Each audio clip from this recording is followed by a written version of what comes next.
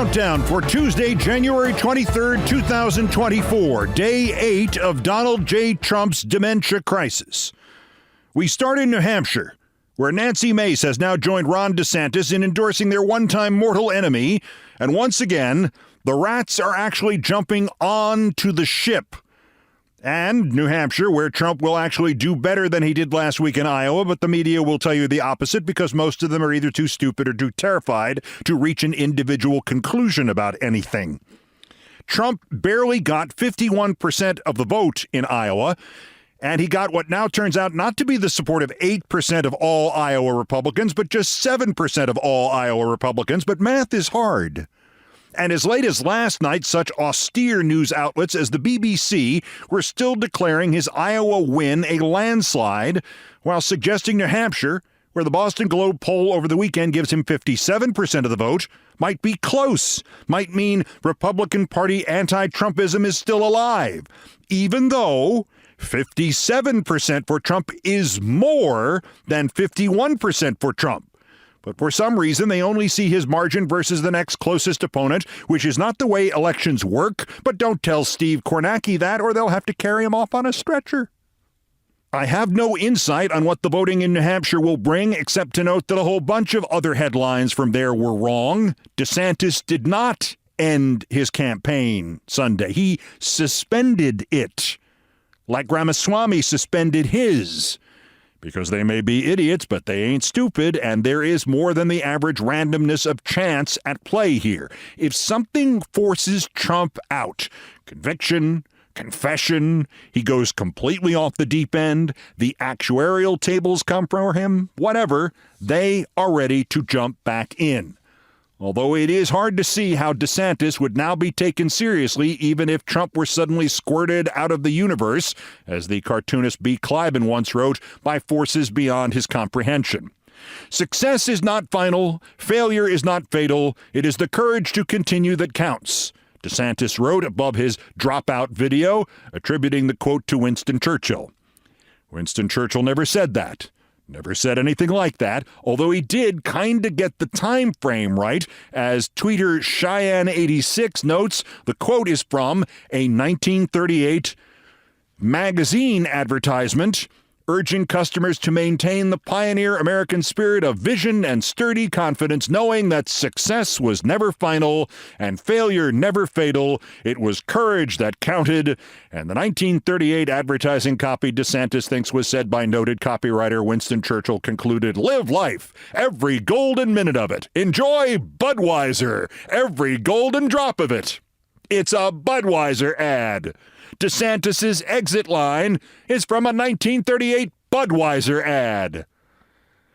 Nearly a year since DeSantis went all anti-woke over the beer can with the picture of Dylan Mulvaney on it, and DeSantis launched an investigation in the company, and the company was Budweiser, and DeSantis just quoted them and attributed it to Churchill, and if there is one way for a jamoke like DeSantis to end up with 5% in New Hampshire, that's the way.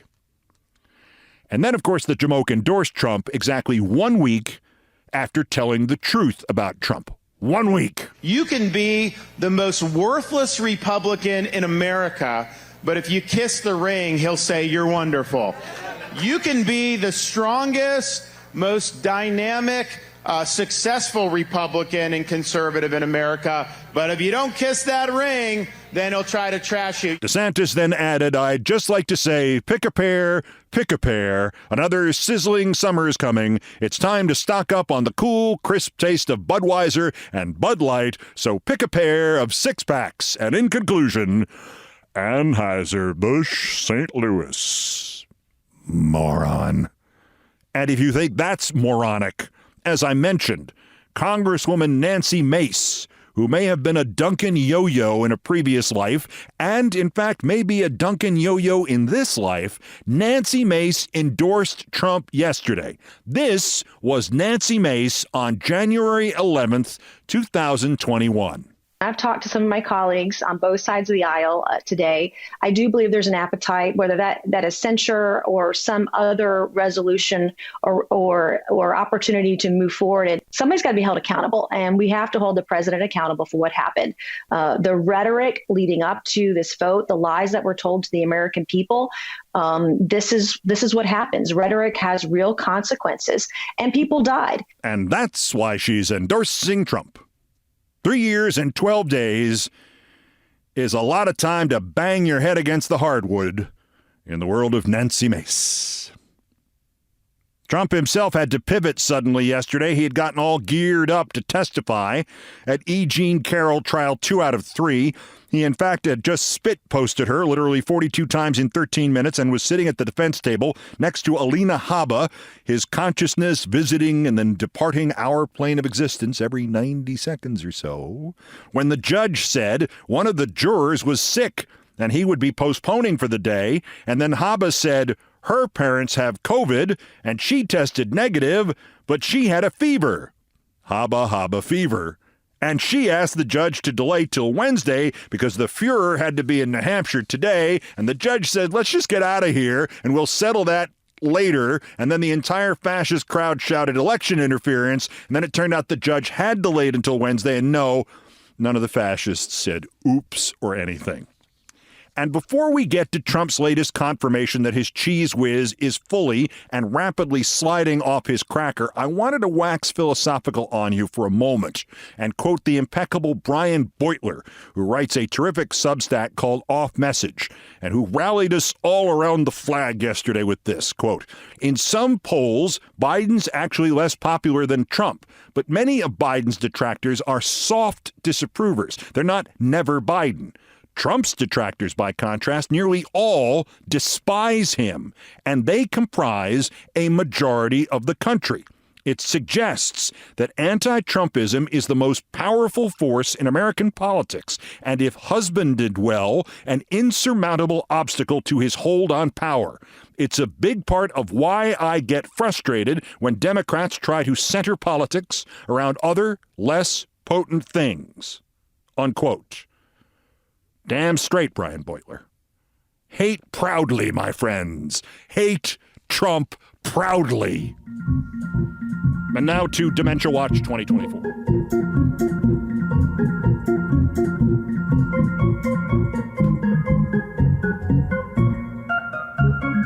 Thank you, Nancy Faust. So now we know how to get the issue of Trump's mental decline past the self-censorship wall of the American political media industrial complex.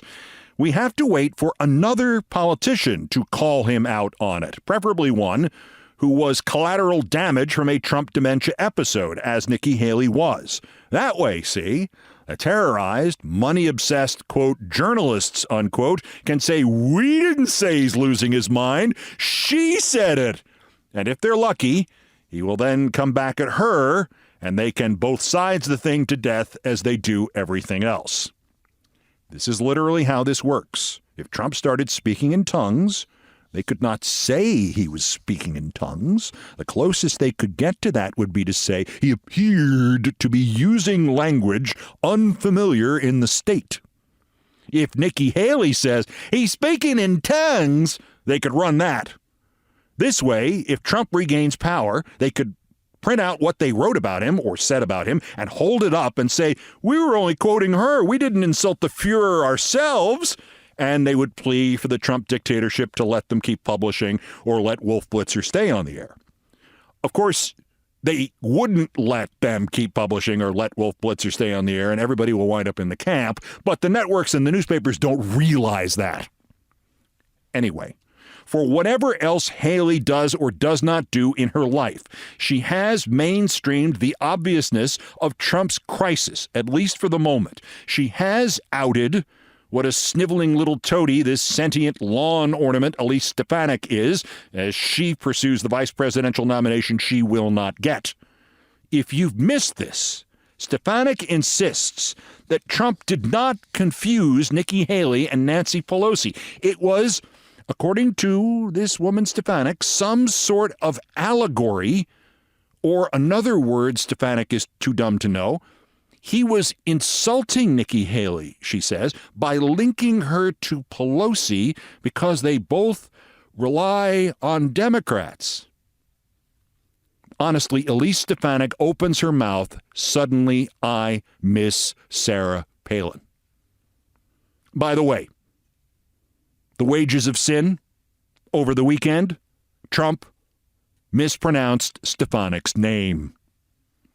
Might be part of his sunsetting, might not be part of his sunsetting. Hell, I may have mispronounced her name at one point. I mispronounced Vivek.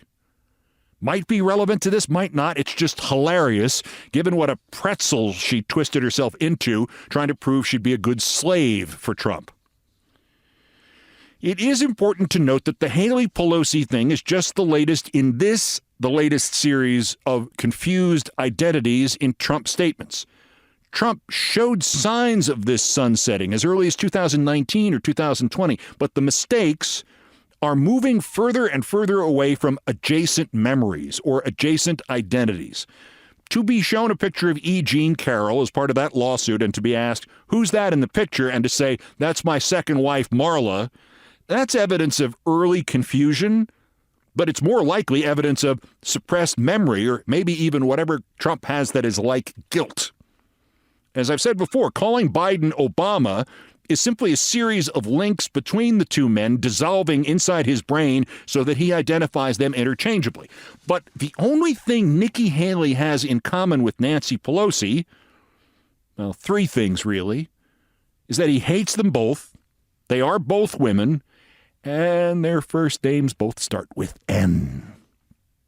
Still, it's a good time, I think, to review some of his recent moments. Those moments when a man with loved ones would hear one of them say, "This happens to you, consult your physician." Yesterday, Trump did one that would terrify Trump's doctor, if his last two doctors had not been a quack and a drunk, pill-pushing quack turned congressman. We all know too well that Trump's mind is essentially one long word association mad lib. He thinks of one thing, that reminds him of another. He talks about that, then a third thing, then a fourth. But this from late yesterday afternoon is different, and it's kind of a scarier version of that. This is when one thing reminds him of the second thing and then the third, but then he repeats the second thing, then he goes on to the fourth, and then he repeats the second thing again. And curiously, the second is that drunk, pill-pushing quack turned Congressman Ronny Jackson. I hope you are wearing a seatbelt for this. Well, I think I'm a lot sharper than her. I would do this. I would sit down right now and take an aptitude test, and it would be my result against her result, and she's not going to win. She's not going to even come close to winning. In fact, when I heard the word cognitive, I've taken two of them now. I took one with Doc Ronny, who's now a fantastic, White House doctor, and a fantastic congressman from Texas, Admiral, the White House doctor, Jackson, Ronny Jackson, and he's now a great congressman from Texas. I took one then, and I took one recently. I think the result was announced, and I aced it twice. I aced it. Not great, Bob. Not remembering what you said a day ago is one thing. Not remembering what you said a sentence ago is something somewhere in his head has sprung a serious leak. And that is just the latest. Sunday in New Hampshire, he pressed for this presidential immunity crap, and he thought it would be a good idea to justify it by comparing himself to pedophile priests. You have a rogue cop. You know what a rogue cop is? Very seldom, but you have bad people. You have people, no matter where, no matter what. In the church, you have some people that aren't so good, right? And here are a couple of other weekend brain short outs over tough words. Words like dignitary and climate and bank.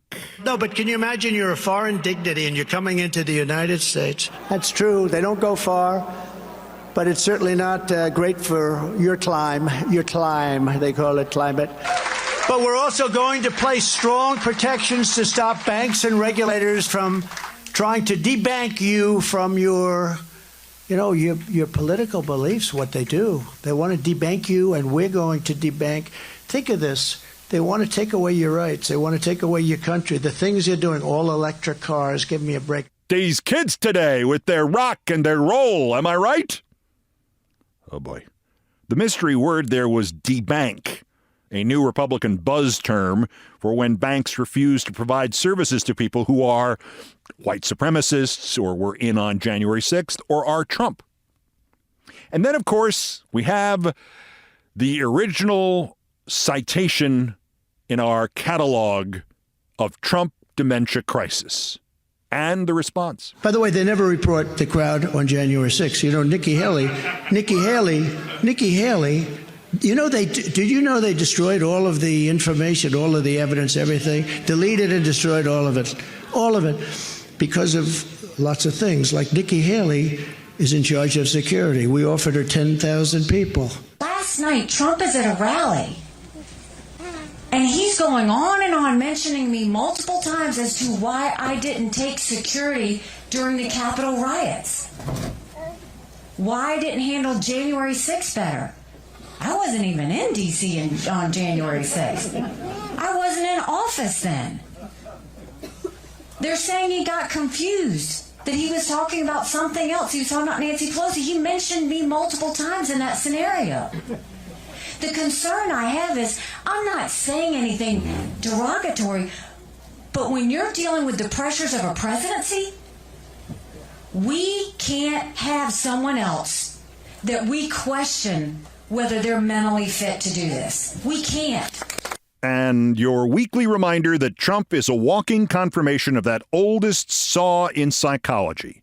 Your emotional health can be quickly assessed by how accurately you can gauge what others think of you. I think cognitively I'm better than I was 20 years ago. I don't know why.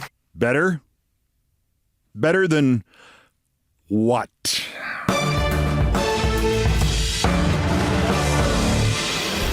Also of interest here, it is finally time in this Ohio diner with demagogues in disarray for the New York Times to fire Maureen Dowd.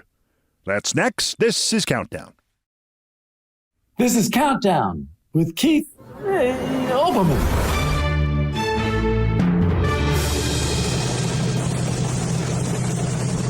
Postscripts to the news, some headlines, some updates, some snark, some predictions. Dateline, New York Times headquarters, also known as Madame Tussauds Wax Museum.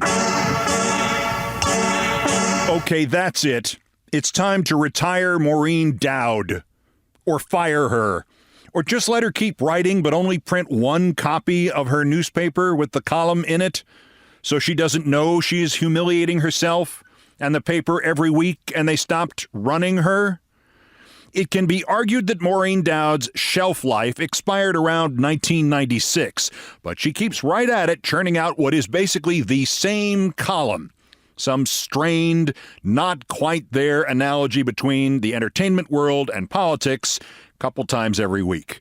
They provide solid material for Twitter's NYT pitchbot, but they infuriate basically the rest of the population, and she has now reached a new high in low. It wasn't that this Sunday's piece postulated a laugh-out-loud bad solution to the problem of Trump. Dowd wants to take a page from the Emmys, which nobody watches, and use it on Trump's speeches when they're carried by TV news networks, which nobody watches.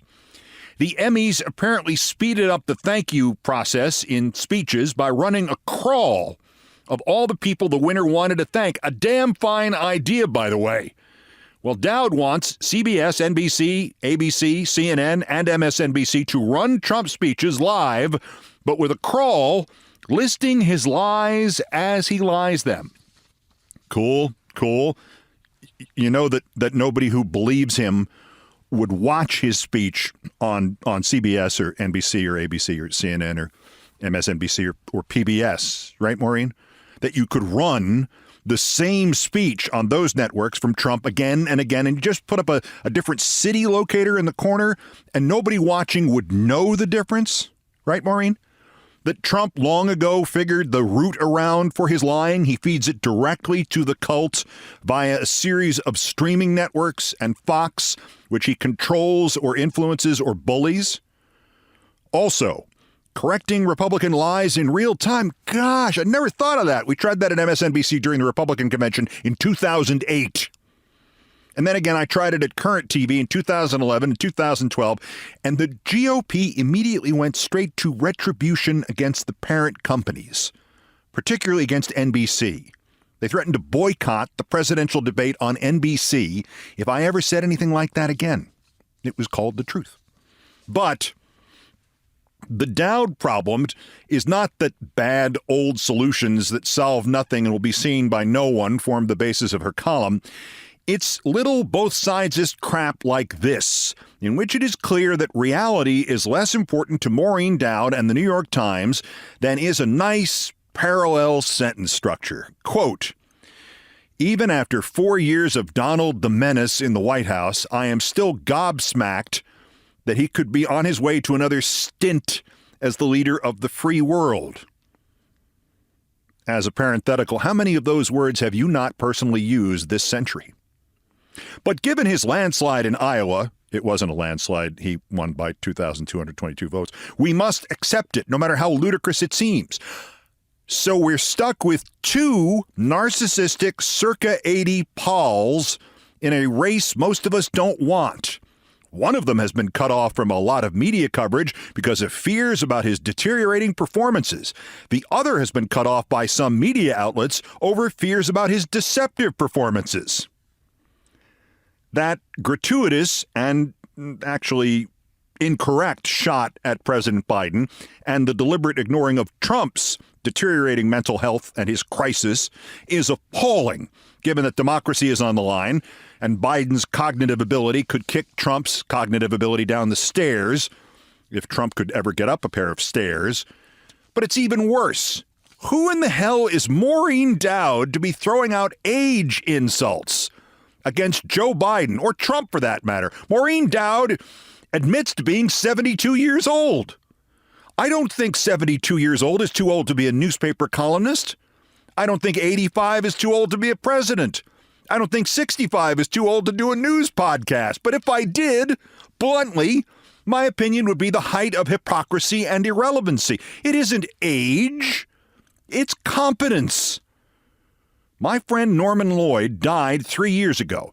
He was 106. He gave up playing tennis at 98. He gave up driving at 100. He gave up acting at 102. He was sharper than I am. He was sharper than I was 40 years ago. And he sure as hell was sharper than Maureen Dowd. Because it isn't age, it's competence.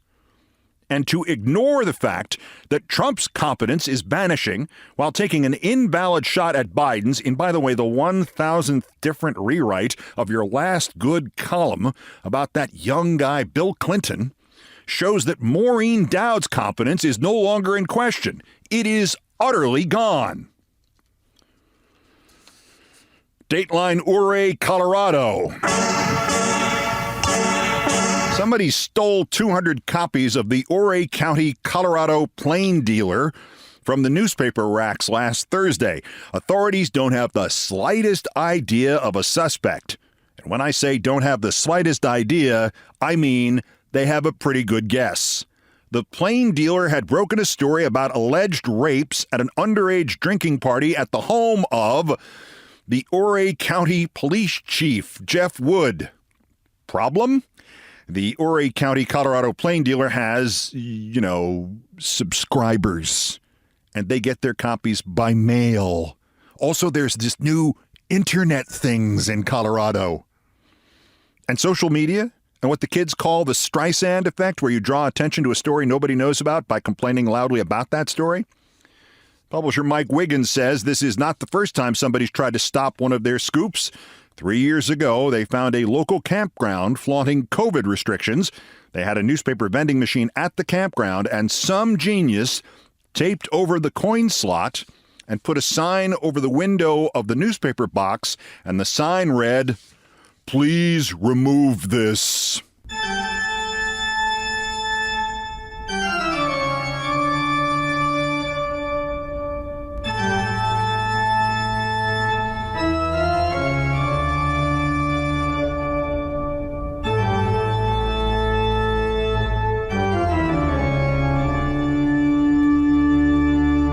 Still ahead on this all-new edition of Countdown, I had a moment of Marcel Proust-worthy regaining of time past yesterday. A friend gave me a jacket with her company logo on it, and suddenly I was back at my first job, being handed my official UPI 1980 Olympics Lake Placid parka. A parka which, sadly, was not down-filled, nor foam-filled, nor fur-filled. You will not, repeat not, believe what it was filled with. That's next in Things I Promise Not to Tell. First time for the daily roundup of the miscreants, morons, and Dunning-Kruger effect specimens who constitute today's worst persons in the world. The Bronze Worst, the Ron DeSantis Never Back Down War Room. At 1 p.m. Sunday afternoon, it tweeted, quote, South Carolina voter on why she is 100% sold on Ron DeSantis. Carolina, which is why you never ban books from schools, kids. That was at 1, and then at 3, the Ron DeSantis Never Back Down War Room surrendered. But they'll always have South Carolina. The runner-up, 32-year-old Nico D'Ambrosio of Des Plaines, Illinois. He made national headlines early in the month when he sued more than 24 women who ripped him on a Facebook dating page in which women warn each other that their ex was a loser. Very clingy, very fast, was written about Mr. D'Ambrosio of Des Plaines. Flaunted money very awkwardly. Kept talking about how I don't want to see his bad side, especially when he was on business calls. That last comment turned out to be far more important than anybody knew at the time. Friday, Mr. D'Ambrosio was convicted on 2 counts of filing a false tax return. He could get up to 6 years. He was a functionary, prosecutors said, in a mob scheme involving sweepstakes kiosks, which skirt Illinois' laws against video poker. And yes, he maybe should have skipped that lawsuit. He was convicted in the same federal courthouse in which he filed the dating lawsuit.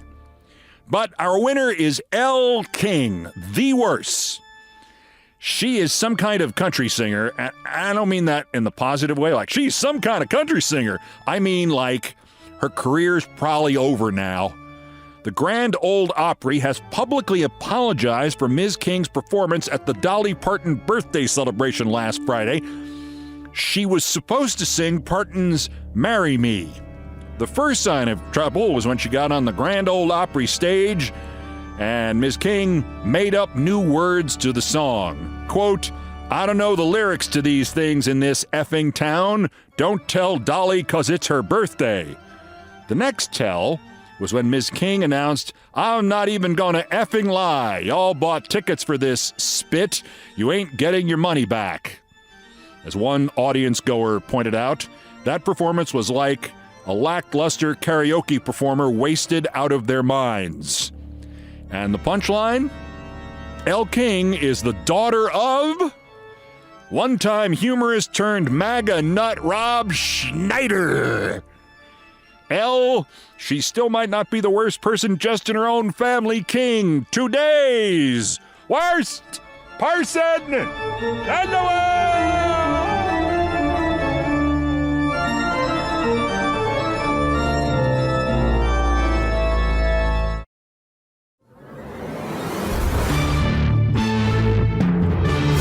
The number one story on the countdown and my favorite topic, me and things I promised not to tell. And a friend of mine just gave me a piece of merch from her workplace, and I had a multi-dimensional flashback as a result.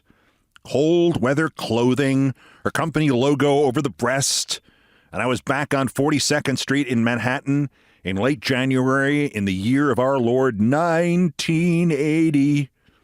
Just before my 21st birthday, weeks away from my second out-of-town trip as a professional sportscaster to Lake Placid, New York for the Winter Olympics. And my employers had just handed me what they called a subarctic parka. Only it was immediately clear to me that when the thing got wet, it would probably melt. What is this? I asked the United Press International audio office manager, Kathy Turner. I crinkled the parka. It sounded like this. I said, sounds like rolled up newspaper. Kathy Turner said, "Somebody told me it's a rolled up newspaper. I wouldn't wear it on the beach." Kathy Turner was from Alaska. I still lived with my folks. I took the thing home really wanting to find an excuse to wear the parka that had a genuinely impressive, cool logo over the chest that read the news company, UPI. My father looked at the parka, he felt it, he crinkled it, and he laughed. "We'll go to the Outdoor Outfitter. We got a real one. Are you off Saturday? I'll take you there Saturday." Thank God we went. The number of people who actually trusted our employers and wore the thing in Lake Placid, where the wind chills bottomed out at -50 during the 1980 Olympics, that number was very small, but all of them wound up in the same van, headed for a ski shop to buy very overpriced, real parkas. And we did cut open one of the UPI coats, and we were wrong. It was not filled with crumpled up newspaper. It was filled with crumpled up construction paper, like you would get in school art class. Anyway, that flashback triggered a whole series of them, and the biggest flashback of them all, I got to cover hockey, and that was great. I got to cover figure skating, and that was great. I got to cover luge, and that was great. But I had to cover skiing. And covering the skiing was the primary flashback, which I'll get to in a moment. First, you flashback.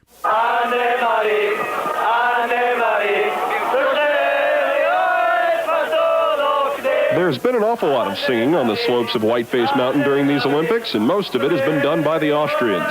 This ditty is for Anna-Marie Moser-Prohl, who Sunday completed an Austrian sweep of the Olympic downhills. The downhill is the skiing event as far as the Austrians are concerned, and they were so confident of success that the Olympic team had reserved an area house for a celebration center. Leonard Stock and Anne-Marie Moser-Prohl did not disappoint, and for now, the singing will continue both here and in Austria. Keith Olbermann, Lake Placid.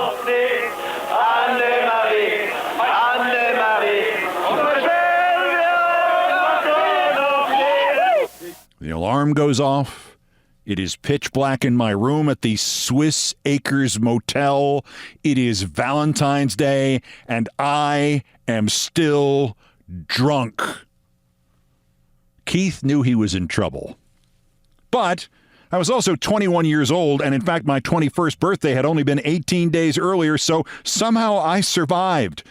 Showered, dressed, packed, and I mean I packed 2 cassette tape recorders, 4 sets of batteries, an audio processing machine that weighed like 14 pounds, the 9-volt batteries it took, I think it was a dozen of them, a telephone, a backup telephone, 12 assorted patch cords, 2 loose-leaf notebooks, about 8 pens, 2 microphones, 2 extra pair of socks.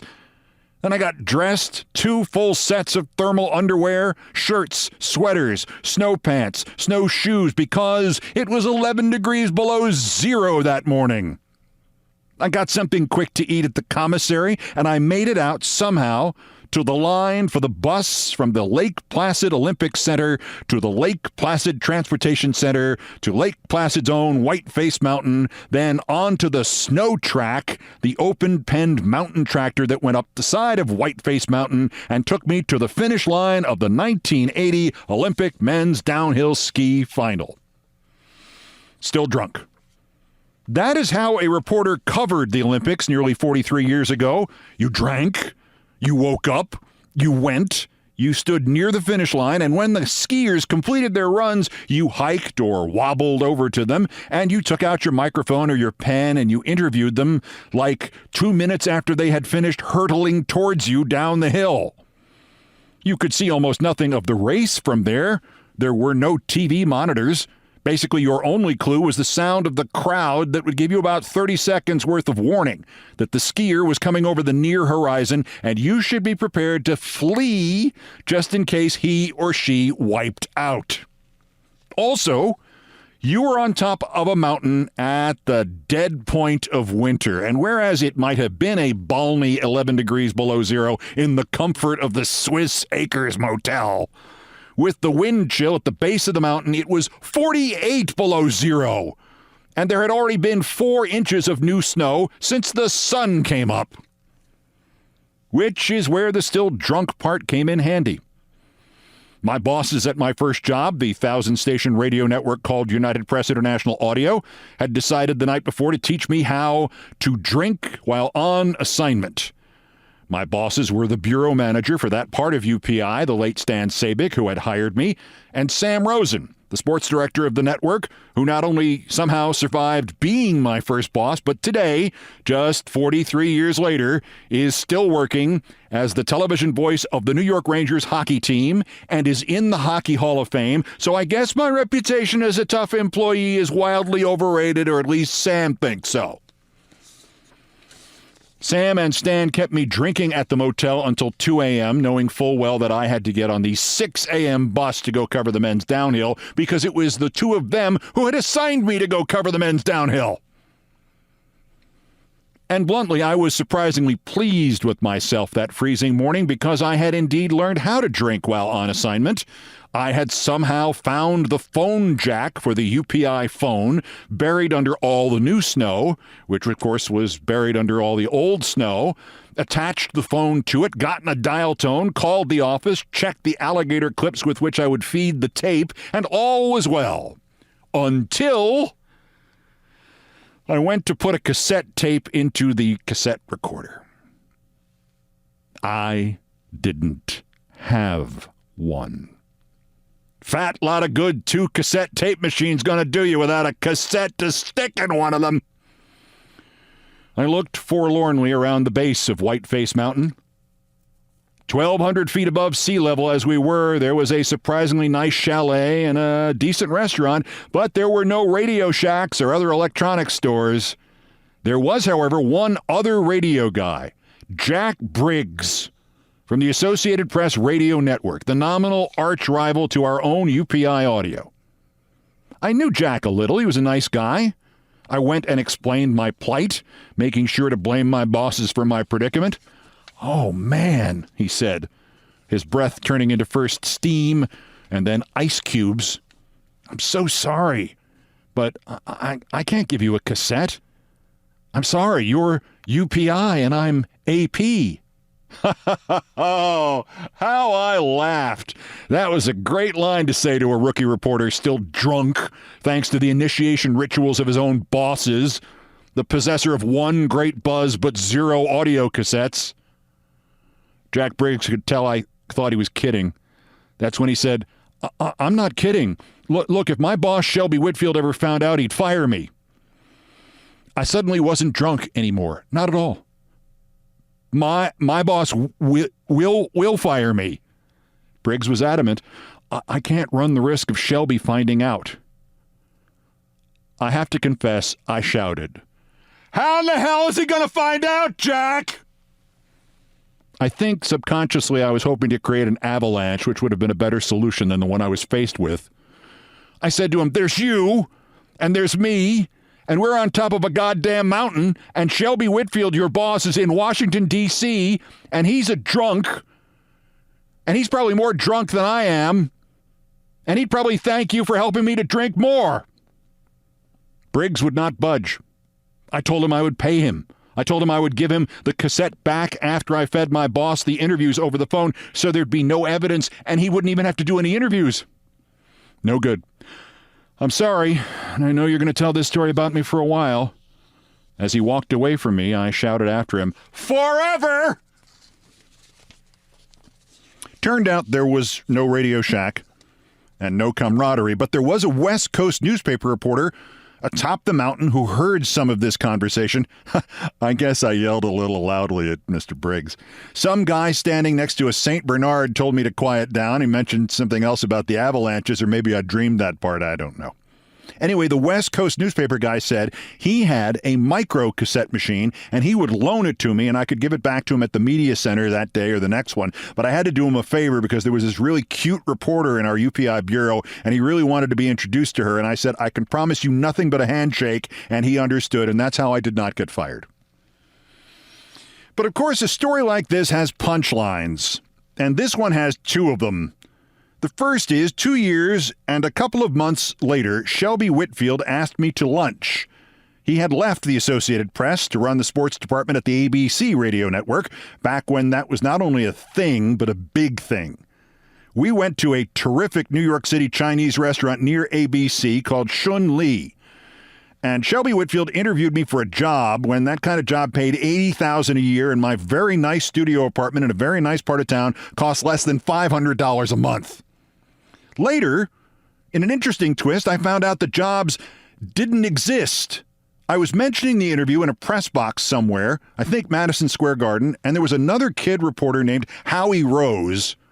And Howie is still working. He does the New York Mets games on the radio. And Howie said, wait, they interviewed me for that job last year. It's just an excuse for that damn Whitfield to go drink his lunch on ABC's tab. Anyway, before we started the interview for the job I did not know did not exist at ABC, I told Shelby Whitfield the Whiteface Mountain, can I borrow a cassette, Jack Briggs story. And Shelby's exact reply was, how in the hell was I going to find out? There was you and there was him and you were on top of a goddamn mountain and I was in Washington. Only he didn't say goddamn. That Briggs, he added, always trying to suck up to me. I gotta tell you something. I actually once promised I wouldn't tell you if we ever met this. When the Olympics were over and he came back to the office, he told me what happened. He expected me to be happy or give him a bonus or something. And I called him a little snitch. Only Shelby didn't say snitch. Just a word that rhymed with it. The other punchline is from 1992. And remember, this happened at the 1980 Olympics. I go to work at ESPN and come in a little early to launch their radio network, a story I've told here before. And there, I find a friend of mine since my radio days who I had not seen in a year or so, and he says, hey, last month I was at an NBA game in Washington, and I ran into Jack Briggs. He heard you were going to ESPN. He asked me if you were still telling that story about the time you got stuck on Whiteface Mountain without a cassette, and he was the only other reporter there, and he wouldn't give you a spare, and I told him you were. And I smiled and I replied, I hope you remembered to use the word forever.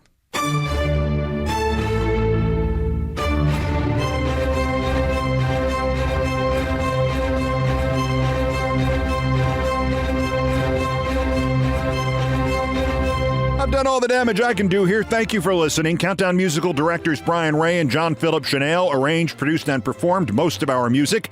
Mr. Ray on guitars, bass, and drums. Mr. Chanel handled the orchestration and the keyboards, and it was produced by TKO Brothers.